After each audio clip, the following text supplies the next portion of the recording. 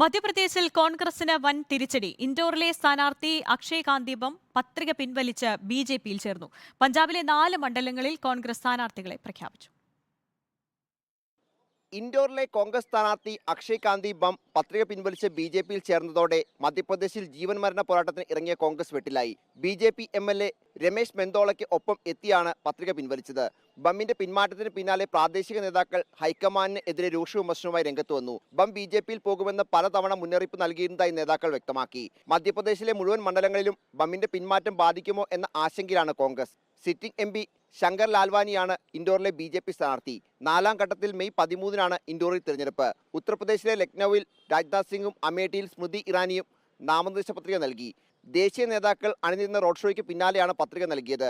UP. മുഖ്യമന്ത്രി യോഗി ആദിത്യനാഥ്, ഉത്തരാഖണ്ഡ് മുഖ്യമന്ത്രി പുഷ്കർ സിംഗ് ധാമി എന്നിവർ രാജ്നാഥ് സിംഗിന്റെ റാലിയിൽ പങ്കെടുത്തു.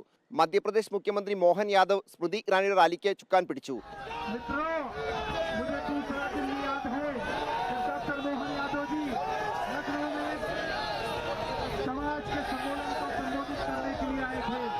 അമേഠി, റായ്ബറേലി മണ്ഡലങ്ങളിലെ കോൺഗ്രസ് സ്ഥാനാർത്ഥി പ്രഖ്യാപനം ഉടൻ ഉണ്ടാകും. പഞ്ചാബിലെ 4 മണ്ഡലങ്ങളിൽ കൂടി കോൺഗ്രസ് സ്ഥാനാർത്ഥികളെ പ്രഖ്യാപിച്ചു. പഞ്ചാബ് അധ്യക്ഷൻ അമരീന്ദർ സിംഗ് ബ്രാർ ലുധിയാനയിൽ മത്സരിക്കും. റിപ്പോർട്ടർ, ദില്ലി.